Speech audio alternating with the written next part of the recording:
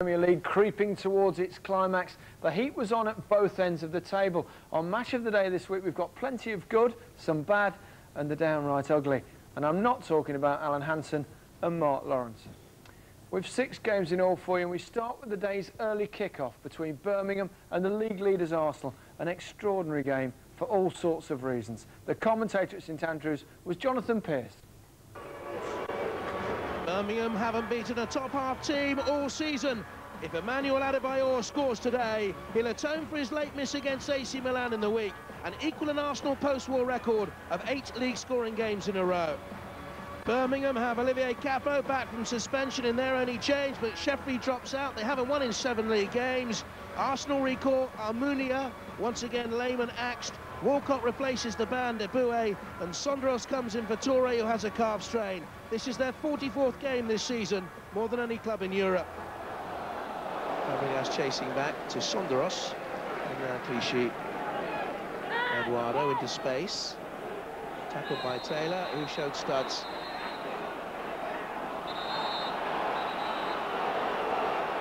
And this is worrying. Oh, he's sent off. 2 minutes gone, and this is very nasty. The moment he went in, you could see he went in with studs showing, and Cesc Fabregas is clearly distressed. Gary Lewin, the Arsenal and England physio, raced on and immediately called for a stretcher. You could see by the way Taylor went in for the challenge that studs were showing. The referee reflected and then pulled out the red card. Fabregas rushed to his stricken teammates' aid. The Arsenal players here are in some distress. I'm told the injury is so disturbing we cannot show pictures of it. Rarely have I seen such collective anguish on the faces of football players after an injury to a teammate.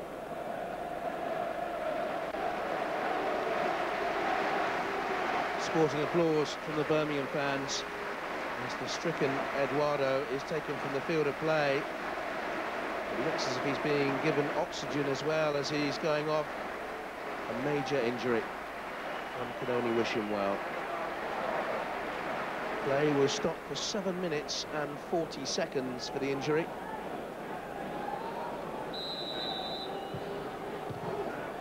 Headed down by Forsyth. And now McFadden can bring it away. I'm told that Eduardo didn't even go to the dressing room. He went straight to Selly Oak Hospital in Birmingham.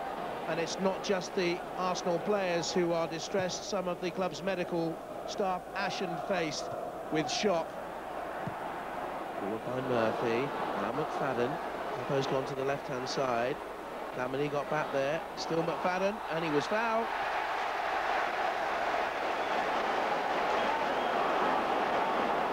Flamini overran McFadden there, and then... Oh, was he blocking him off? The left leg went forward to challenge right at the start of that second tackle. It's going to be McFadden! Birmingham lead 1-0. It's been a miserable afternoon so far for Arsenal. In the 28th minute, it's Birmingham City 1, Arsenal 0. McFadden says he had no qualms about swapping a chase for a Champions League place with Everton for a place in a side battling against relegation. He wants to play his football, loves scoring goals, and that was a peach. 2 arms up in celebration for Alex McLeish.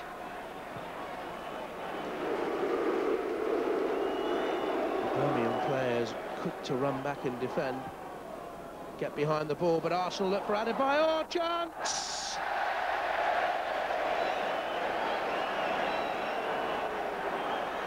Over the top, away from the central defenders, a real opportunity for Arsenal's top scorer.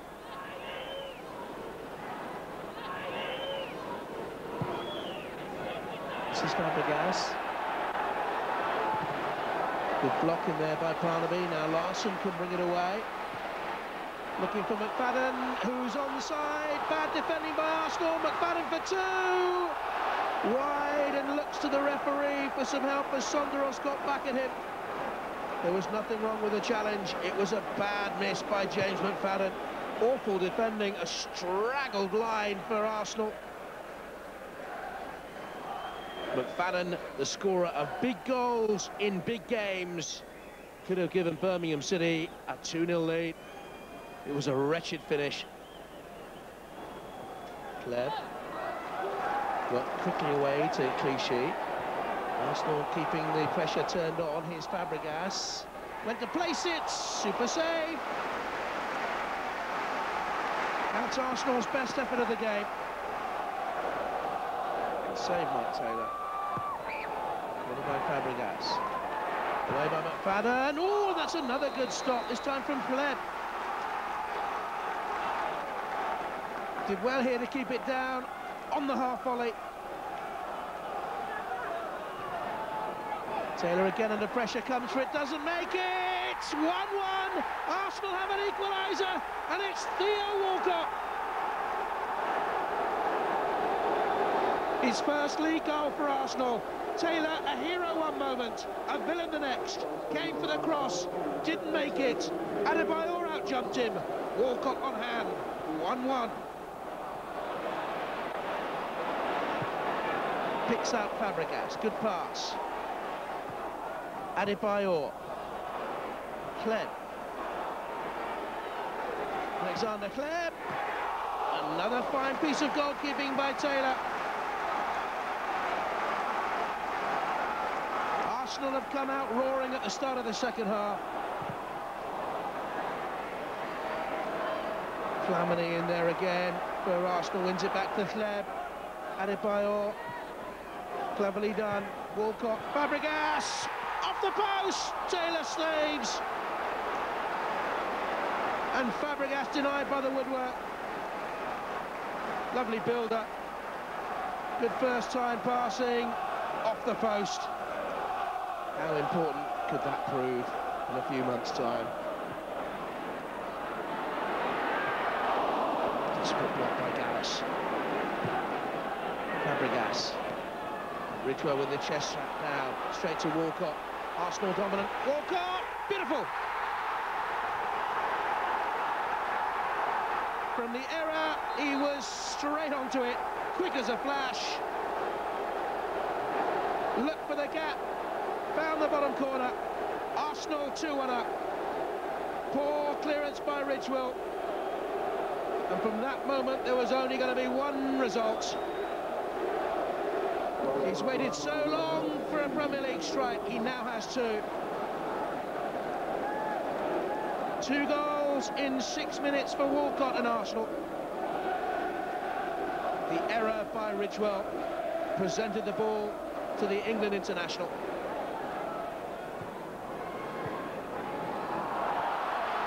Well won by Clichy.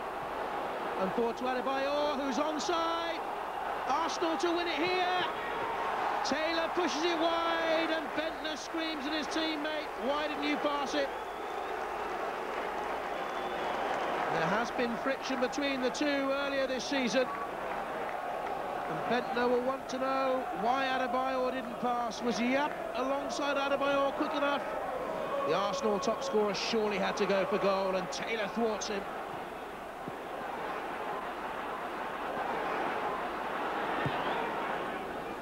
Arsenal are going to have to make a change. It looks as if Walcott may have suffered a groin injury. They look for Adebayor, and he's holding off Kelly. Bentner follows up, and it tickles wide. Arsenal could have had 4 or 5. Adebayor's strength, resilience, and as it breaks, Bentner's delicate effort. Arsenal have had 25 efforts on goal in an away match. This is Fabregas, Adebayor, Denilson.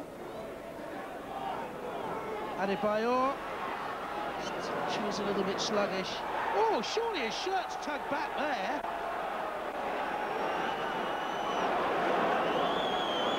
Well, nothing's been given against Nafti.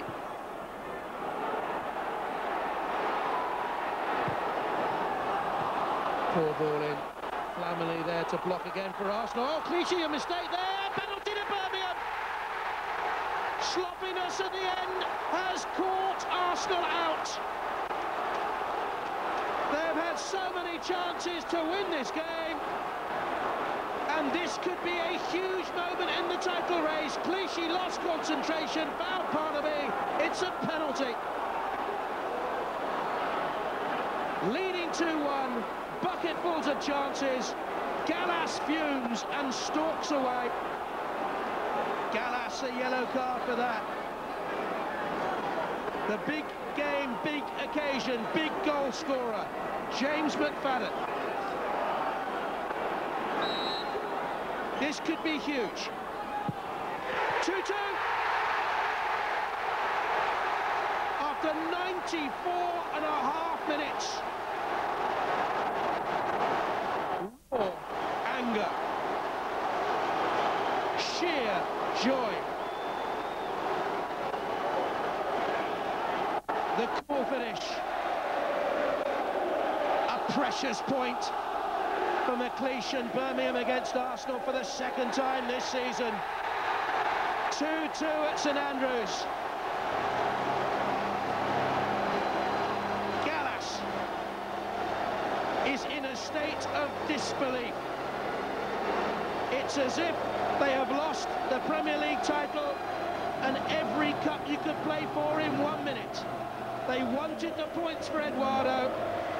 As it is, McFadden's late penalty means that Arsene Wenger's side have allowed their title contenders back into the challenge. First of all, your thoughts on the tackle on Eduardo? But the tackle was horrendous, and this guy should never play football again. And it goes along with the idea that runs as well through many medias that to stop Arsenal, you have to kick Arsenal, and that kind of thing was waiting to happen, you know, because many people got away with too many bad tackles, and we escaped a few times, but it's just not acceptable. If that is football, we have better to stop it. I know Martin Taylor. He's not a dirty player. I've seen the challenge, and yeah, the studs land on Eduardo's ankles. In the slow motion, these tackles always look bad, but he's not a malicious player. Eduardo was just too quick for him. In the moment we see it full speed, then you know the referee's done his job. It's a sending off, but you know Taylor is not a malicious player, and the boy's distraught in there. I think he's been sent off once before in his life. But all thoughts must be with Eduardo. Well, that's why Taylor's distraught. I must add, not because he was sent off, but because of Eduardo's injury. It's disastrous. The worst thing you hear after is not the kind of guy who usually does that, but you need only to kill one person one time. It's enough. Obviously, Arsenal unhappy with the decision that gave you the free kick and the penalty. Yeah, you know, Clichy's, I think, been caught cold. He didn't realise Parnham was up there. As I said, we committed a full-backs forward and went for broke. And Stewart's got a little touch, and Clichy's put the foot in, and you know, you risk everything when you do that as a defender if you don't get it. And, unfortunately, we were caught in the end with a very dodgy penalty, I must say. It's difficult to take, because first goal was no free kick. Second goal, you can debate on that penalty, because a minute before was a 100% penalty on Adebayor in the box, where the referee never responded or reacted.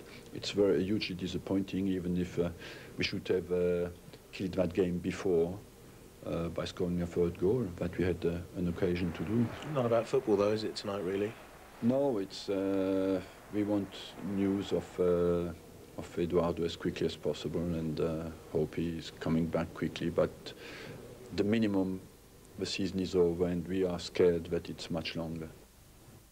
Clearly upset Arsene Wenger there. In hindsight, though, the Arsenal manager has had a change of heart, and a short time ago issued this statement.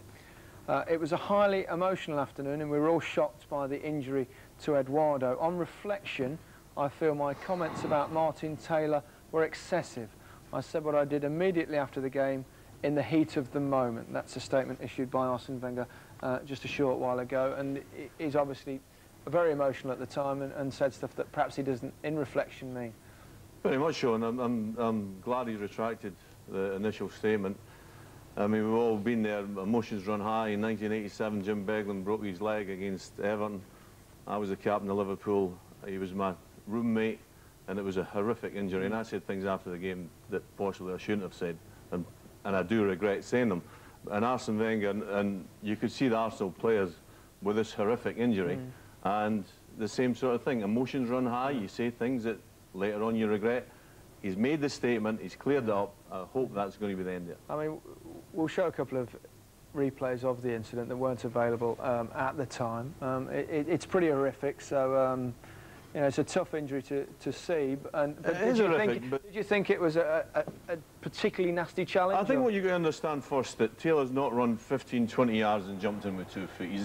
He's made the tackle from a standing start virtually, and Alec McLeish is right. He's just been done by a bit of pace. It's early on in the game. He's trying to find his feet. When we freeze it here, you can see that he nearly gets the ball, but Eduardo just nips it away from him. It's, you know, it's absolutely horrific. The only person that can tell you if there's real intent there is the player himself. And as Alex McLeish said, the guy is absolutely distraught. I think it's clumsy as much as anything, isn't it? And I mean, obviously, we all wish that Eduardo's going to be okay and he's going to be back playing. It goes without saying, but I think it's more clumsy than anything else from Taylor's part. Yeah, it seems hardly worth talking about some decisions that Arsenal felt they didn't get in their favour, but Wenger wasn't happy with those either at the end of the game. To be fair, the referee had a bad game. This is the free kick that led to the first goal from McFadden. If you watch it, he's lost the ball there. That is really soft to give a free kick in the edge of the box, and McFadden puts it away. This tug and Adebayor, it's just the referee's there, stonewall penalty kick, and right at the death, Clichy has a bit of a nightmare, actually plays the ball, and I don't think that's a penalty kick either. No. So on another day, all these decisions would have been different, and Arsenal would have won the match. Strange sort of day for Arsenal, obviously emotionally to get through and all that sort of stuff, but it seemed to be sort of reflected in their performance, really. I thought they were lacklustre. I thought they were quite similar to the way they were against Manchester United last week, and as long as it's 2-1, I mean, they're playing against 10 men, you've got to finish them off, and Adebayor should have passed this to Bentner, and that would have finished them off. And then, of course, 2 or 3 minutes to go, the ball comes in the box, and McLeish is throwing men forward. Gallas, a little push there, and then 2 Arsenal players converge, and you think, oh, stay on your feet. And then, this is unbelievable defending. I mean, focus, concentration. He has a little look round there to his right-hand side, then for some reason he looks at the keeper, and then runs away from the ball. What is he doing? He's like 5, 6 yards away from the ball. Just absolutely crazy. And then what follows after this is, I mean, you're talking about captaincy and leadership. This is where Gallas watches the penalty kick from. What is all that about? Why has he gone down there? You can see the facials, all right. You feel hard done by, but then he reacts like that to the goal going in. And then he starts crying after the final whistle. You know, I played for managers that would be turning in their graves now, because that is no leadership, that is no captaincy. That is like the end of the season where you... Is that sort of an admission that maybe the title's beyond us, or that sort of thing you get at the end of the season? Wait a minute, they've just gone 6 points clear in the title race. He's like the end of the season, we've just lost it. He's the captain. What sort of message is that you're sending to anybody? There's been some strange things with him in the last few weeks. Adebayor and Bentner fell out at Tottenham. The non-appearance or performance at Manchester United last week. Gallas's behaviour as well, he's just plain odd. The Manchester United manager will not be happy to see Eduardo, because nobody wants to see that. But the pictures at the end of that match, he's laughing. I'll tell you what, because he knows that that's the pressure telling on them. Maybe it's just all the emotions got too much for them at the end of that game. And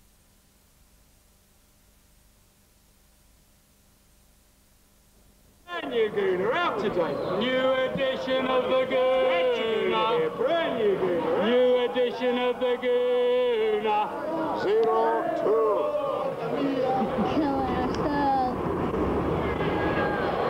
The purists versus the 7-time champions. Youth against experience. Just 9 months ago, Milan had been there and won it. Arsenal, despite 13 domestic championships, have just a single unsuccessful appearance in a final. So which team to choose and which player to watch? 60,000 packed inside. We're about to witness the ultimate confrontation. Hard to believe it was the first time the sides have met in the Champions League. And a big blow for the Londoners. Kolo Touré had damaged his calf. The Swiss, Senderos, was summoned from the bench. Within seconds, Milan were nearly ahead. Paolo Maldini denied by Jens Lehmann's admirable agility. The 38-year-old German saving from a player a year older. And Lehmann wasn't about to rest on his reflexes. A quite astonishing throw that landed in the Italian side's half and sent the willing Adebayor scurrying in pursuit. It needed Massimo Oddo's intervention. Milan's defence were in for a busy evening. Adebayor, the obvious outlet for Arsenal, but desperately difficult running away from goal. It was fast and frenetic. Ancelotti's side not used to playing at this pace back home in Serie A. Only rarely did the Gunners get a sight of goal. A buoy fooled Maldini, but Flamini's shot lacked power. The Frenchman was everywhere, though. A quite sublime turn left his marker in no man's land, but again the giant Australian Kalach barred Arsenal's path to goal. After 45 minutes, no advantage, no goals, but no way to take your eyes off an absorbing clash of styles. Arsenal's non-stop energy against the Italians' enviable resilience. Eboué should have tested Kalach. Arsene Wenger chose to deploy Croatian striker Eduardo wide left. This a rare sortie down the middle, but too high.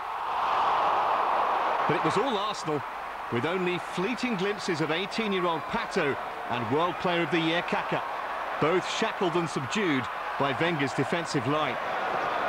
At the other end, Milan's overworked rearguard weren't near enough to tackle, but Fabregas couldn't capitalise. Then, in the 4th minute of stoppage time, the golden chance. Walcott's cross, Adebayor's agony. And next month at the San Siro, there'll be nowhere to hide. They were good as usual, you know. They have their own style of playing football. They did it tonight.